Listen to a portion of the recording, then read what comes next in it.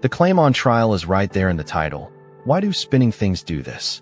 Not how to notice the effect, not watch me reproduce it on a homemade rig. Why? And the first thing to say is that the video is a little guilty of overselling the verdict. What it actually proves, quite well, is that a spinning object under an applied torque can move 90 degrees away from where your intuition wants it to move. That's a real educational win. But why spinning things do this sounds like a universal explanation, and what we get is a beautifully staged case study in Precession, not a full theory of spinning things in the wild. To the video's credit, it opens like a lab bench, not a TED Talk. We see the green disc, the wand, the hand entering frame, the object being forced and released. That matters. Destin is not asking for faith. He's building a physical exhibit. The strongest substantive move in the whole piece is that he keeps the object visible and manipulable. You can see the push, you can see the response, and you can feel the mismatch between force and motion. For an explainer, that's gold, because precession is one of those topics where language usually lies before the physics does. And the video does prove something important. Spinning systems store directional stubbornness. Once angular momentum is established, an off-axis push doesn't simply knock the object over in the direction of the push. It changes the direction of the angular momentum vector, which means the motion shows up around the rim, not at the point your body expects.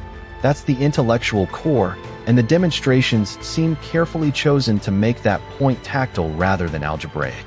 In other words, the explanation works because he turns a vector problem into a hand-level problem. But here's the cross-examination. Does the video really explain why? Or does it mostly convince you that the effect is weird and then trustworthy because the experiment is charming? There's a missing rung between demonstration and explanation.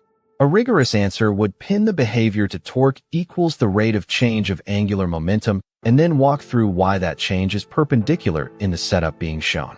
Instead, the video leans on intuition-building demonstrations and the audience's delight at seeing the disc misbehave. That's not nothing. It's good teaching. It's also a softer standard of proof than the title advertises. This is where the presentation actually affects the substance. The fisheye workshop footage and the close-up hand choreography are not just style. They are doing explanatory labor. The video needs you to track where the force is applied, where the axis points, and where the motion appears a moment later. The visual distortion is a slight liability because it can make directionality feel more theatrical than precise, but the trade-off mostly works. He's trying to make precession feel local and embodied, not abstract, and for a general audience that is probably the right call. The strongest part of the argument is also its biggest vulnerability. The video treats one very legible setup as if it scales cleanly to the category spinning things. But precession depends on geometry, constraints, friction, spin rate, mass distribution, and how the torque is applied. A top, a bicycle wheel, a gyroscope on a gimbal, and a planet are all spinning things, but they do not hand over their secrets in the same way. The video knows this at some level, yet the framing keeps nudging toward a broader revelation than the evidence can honestly carry. That's not deception. It's a familiar science video temptation. Title the universe, explain the toy. Still, there's a lot here that deserves real respect. Destin is unusually good at showing the audience where their intuition fails without humiliating them for having the wrong intuition. That sounds minor. It isn't. Most physics explainers either drown you in notation or flatten the mystery into a slogan. This one keeps the mystery alive just long enough for the mechanism to matter. When he physically reorients the setup and repeats the behavior from different angles, the video is doing something intellectually honest. It's stress-testing the phenomenon instead of just replaying the most magical angle once and calling it a day. I do wish the video spent more time on failure conditions. What happens when the spin rate drops?